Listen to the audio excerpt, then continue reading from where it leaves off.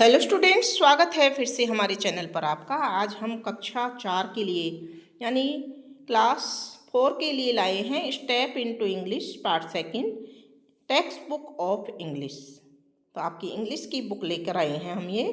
इसमें से स्टूडेंट्स हमने 6 लेसन यानी कि lesson number 6 a visit to a century, यहाँ तक हमने सभी लेसन का गतिविधियाँ देख ली, एक्टिविटीज़ कर ली, क्वेश्चन आंसर्स कर लिए हैं और अपने चैनल पर डाल दिए हैं। यदि आपने अभी तक नहीं देखे हैं तो हमारे चैनल को सब्सक्राइब करके प्ले लिस्ट में जा कर के देख सकते हो। आज हम शुरू करने वाले हैं lesson number 7 our joint family in Rajasthan, यानी कि राजस्थान के हमारा जो संयुक्त परिवार है, मिलजुल करके रहने वाला परिवार है, उसके बारे में हम पढ़ेंगे। तो देखिए यहाँ से lesson number 7 our joint family in Rajasthan, Rajasthan में हमारी joint family. Let's explore draw a family tree for your family.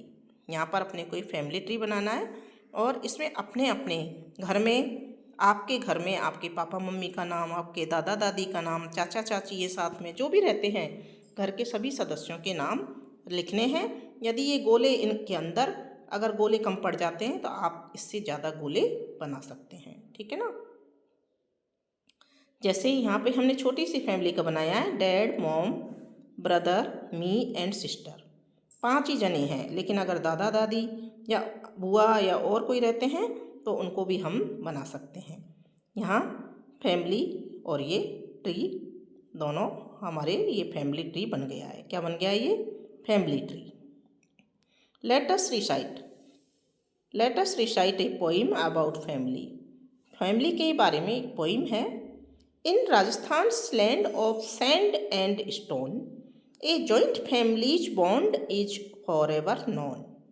Grandma, grandpa, and cousins too, together we live, and our joy renew. The morning starts with laughter and cheer, with stories and smiles, loved ones near. The children learn from their grandparents' ways, respect, tradition, and the values of days.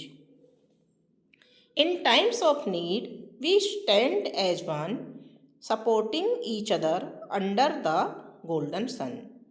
Our love and care is shelter from life's storm, a joint family's bond forever strong. तो बच्चों यहाँ पे देखो चित्र में दिखाया हुआ है, सभी मिलजुल कर के कार्य कर रहे हैं, है ना। और इसका हिंदी अनुवाद भी हम एक बार पढ़ करके देख लेते हैं। रेत और पत्थर की भूमि राजस्थान में संयुक्त परिवार का बंधन हमेशा से जाना जाता है। दादी दादा और चचेरे भाई बहन भी हम साथ साथ रहते हैं और हमारी खुशियाँ नवीनीकृत होती रहती हैं, यानी नई नई खुशी मिलती रहती हैं। सुबह की शुरुआत हंसी और खुशी के साथ होती है। कहानियों और मुस्कुराहटों के साथ प्रियजन पास होते हैं। बच्चे अपने दादा दादी के तौर तरीकों, सम्मान, परंपरा और मूल्यों से सीखते हैं। ज़रूरत के समय हम एक साथ खड़े होते हैं, सुनहरे सूरज के नीचे एक दूसरे का समर्थन करते हुए।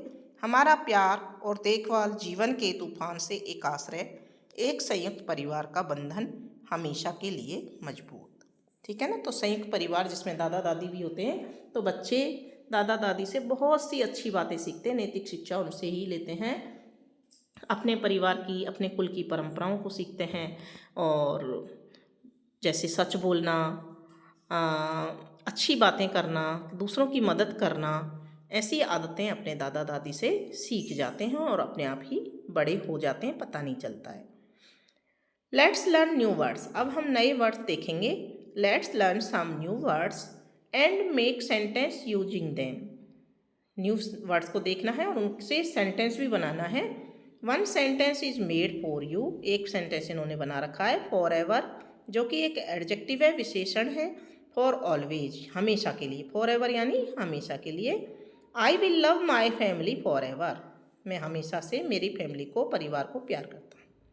दूसरा शब्द है चीर, CHEER, चीर। ये एक नाउन है, इसका मतलब है हैप्पीनेस यानी खुशी। चीर यानी खुशी। The team let out a loud cheer when they won the game, जब टीम ने गेम को जीत लिया, खेल को जीत लिया, तो वे एक बहुत बड़ी खुशी के साथ में बाहर आए। फिर है रेस्पेक्ट, जो कि एक वर्ब है। रेस्पेक्ट करना चाहिए, हमें किसी का आदर करना चाहिए। To like and admire someone, है ना। रेस्पेक्ट यानी किसी को आदर देना। तो we should always respect our elders, हमें बड़ों का सम्मान करना चाहिए।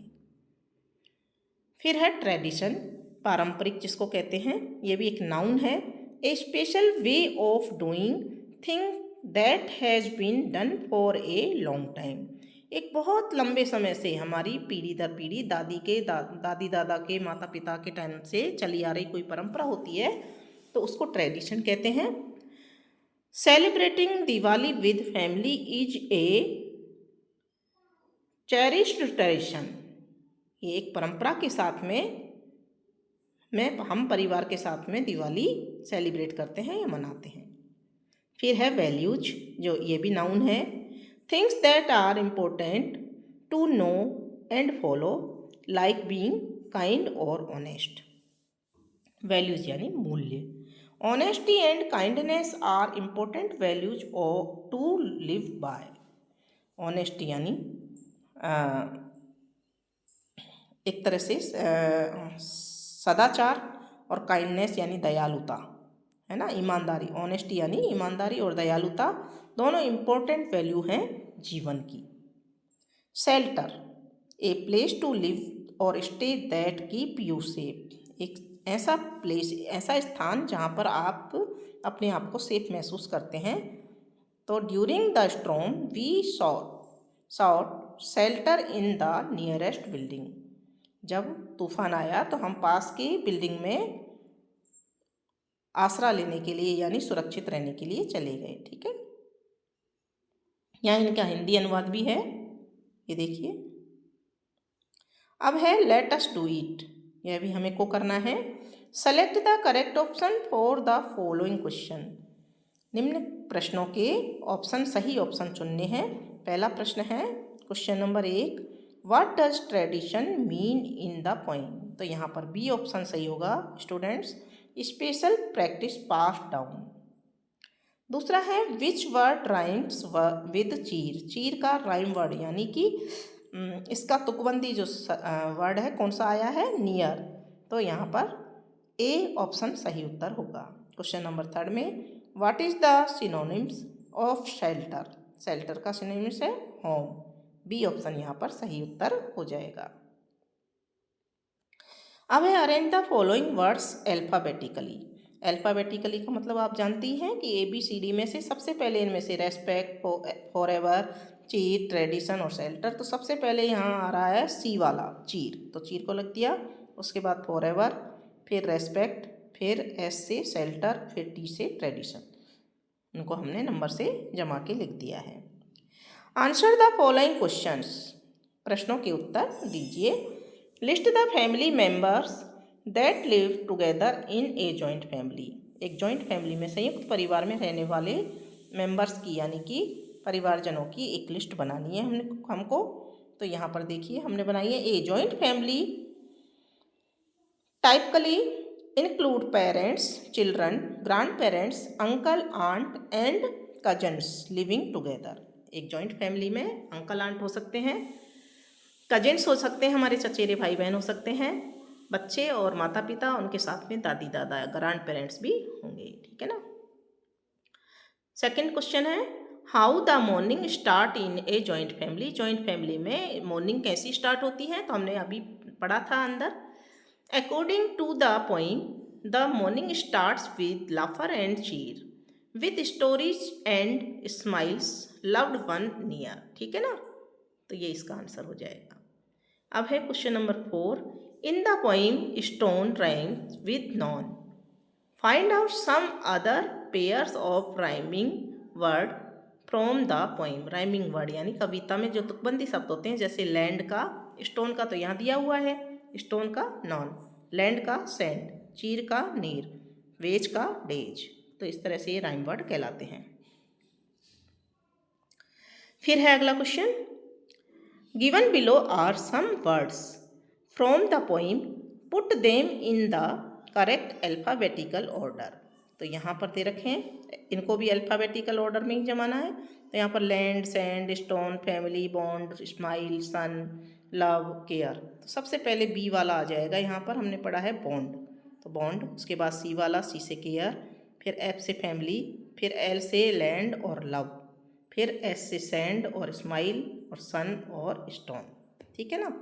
इनमें पहला अक्षर एस है सब में, तो दूसरे अक्षर में इसमें ए है, इसमें एम है, इसमें ओ है और इसमें ओ है।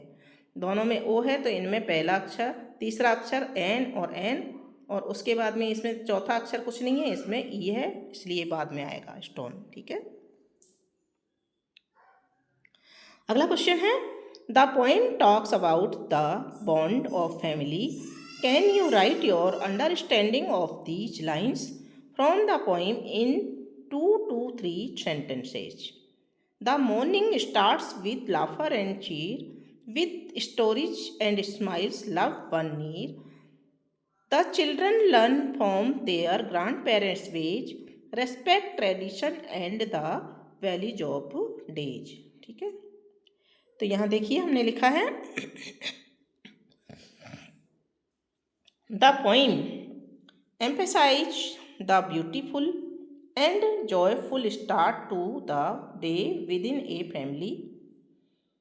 It underscores how children in such families are nurtured with essential values like respect and tradition, passed down through the wisdom and experience of their grandparents, thereby strengthening their sense of family identify and cultural heritage. ठीक है। तो ये हमने इसका answer लिख दिया है। यहाँ पर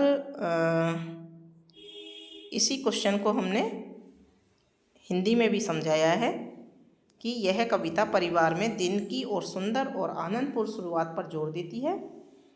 यह इस बात पर जोर देता है कि किस प्रकार ऐसे परिवारों में बच्चों को सम्मान और परंपरा जैसे आवश्यक मूल्यों के साथ पोषित किया जाता है, यानी कि पाला जाता है, जो उनके दादा दादी के ज्ञान और अनुभवों के माध्यम से उन्हें प्राप्त होते हैं, जिससे उनकी पारिवारिक पहचान और सांस्कृतिक विरासत की भावना मजबूत होती है।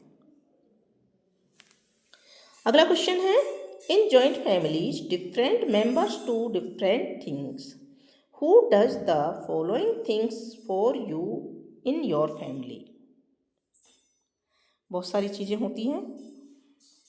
तो यहाँ देखिए पहला दे रखा है, helps me complete homework.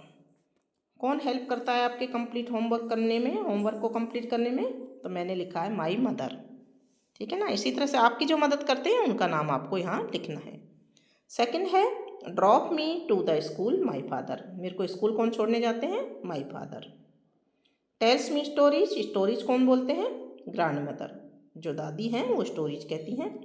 Play with me cousins, जो हमारे चचेरे भाई बहन हैं हमारे साथ में खेलते हैं।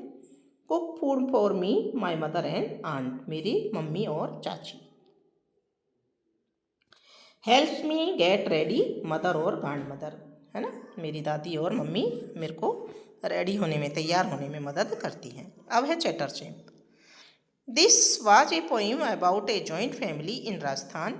Talk with your friends to know more about her his family. You can ask the following questions. ठीक है। What do you want to know, और यहाँ दे रखा है इधर what will you ask. Number of members, तो इसको कैसे पूछेंगे कितने मेंबर हैं आपकी फैमिली में? तो यहाँ लिखेंगे how many members are there in your family. ठीक है ना। आपके फ्रेंड से अगर आप पूछेंगे कि आपकी फैमिली में कितने मेंबर हैं, तो हमको ये क्वेश्चन पूछना पड़ेगा। फिर है नेम ऑफ द मेंबर्स, नाम पूछने हैं। व्हाट आर नेम्स और ऑफ योर फैमिली मेंबर्स, तुम्हारी फैमिली मेंबर्स के क्या नाम हैं। फिर देयर है हॉबीज पूछने के लिए, यानी कि उनकी रुचि के क्या क्या है। तो what are the hobbies of your family members. फिर द एल्डेस्ट मेंबर पूछने के लिए, who is the eldest member in your family. ठीक है ना। फिर है द स्मॉलेस्ट मेंबर, तो who is the smallest member in your family. तो अपने फ्रेंड से जो प्रश्न पूछने हैं वो इस तरह से हम पूछेंगे। यहाँ हमने उनको बना के बता दिया है। यहाँ हिंदी पर इनके हिंदी अर्थ भी दिए हुए हैं, आप पढ़ सकते हैं। अब है धवल मयूरी लर्न लैंग्वेज। धवल कहता है, Mayuri let's play A game. I will ask you question about this picture and you will answer in complete sentence. Deal? कि हम प्रश्न पूछते हैं इस पिक्चर के बारे में और आपको कंप्लीट आंसर देना है। तो मयूरी कहती है डील, डन ना, but ask simple question, okay, कि मेरे से सिंपल क्वेश्चन ही पूछना। धवल कहता है डोंट वरी, ठीक है ना, कि चिंता मत करो। I will you easy on you. First question, is this A picture of a classroom. क्या है यह पिक्चर एक क्लासरूम की है? तो मयूरी कहती है लेट मी थिंक, यस, मैं सोच कर बताती हूँ मतलब। तो फिर कहती है yes, this is a picture of a classroom. यह पिक्चर एक क्लासरूम की है, यह चित्र एक क्लासरूम का है। धवल कहता है करेक्ट, सही। Now is there a dog in the picture. क्या इस पिक्चर के अंदर एक डॉग है? तो बच्चों डॉग दिखाई दे रहा है क्या आपको? नहीं। तो मयूरी कहती है प्रिटेंडिंग टू लुक क्लोजली, अच्छी तरह से देख करके, no dog here unless it's hiding under the table. ठीक है ना, कि इसमें नहीं दिखाई दे रहा है यदि टेबल के नीचे छुपा हुआ नहीं हो तो। धवल कहता है लाफ, हंसकर, now let's switch roles, you ask the question and I will answer. तुम क्वेश्चन पूछो और मैं आंसर देता हूँ। तो मयूरी कहती है ऑल राइट, बिल्कुल सही। Is there charts in the classroom. क्या क्लासरूम के अंदर चार्ट्स हैं? तो बच्चों देखो यहाँ चार्ट्स हैं क्या? हैं, हमें तो दिखाई दे रहे हैं, है ना। तो धवल क्या कहता है? Rising and eyebrow, Mayuri do you want to try that again. तो मयूरी कहती oh my bad, are there charts in the classroom. कि यहाँ क्लासरूम के अंदर चार्ट्स हैं? तो धवल कहता है yes, there are charts in the classroom and they are probably teaching you grammar too. दोनों हंसते हैं, बहुत लाभ, दोनों हंसते हैं।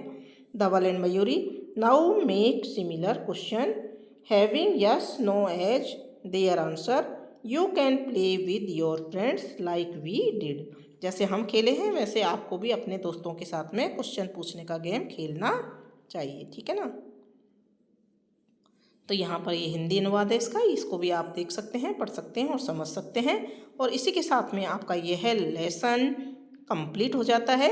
तो इस लेसन को आपने समझा या नहीं, आपको समझ में आया या नहीं, ये आप हमको कमेंट बॉक्स में लिख करके ज़रूर बताना। और हमारे वीडियो को लाइक भी ज़रूर करना और चैनल को सब्सक्राइब करना, ठीक है। मिलते हैं अगले वीडियो के साथ।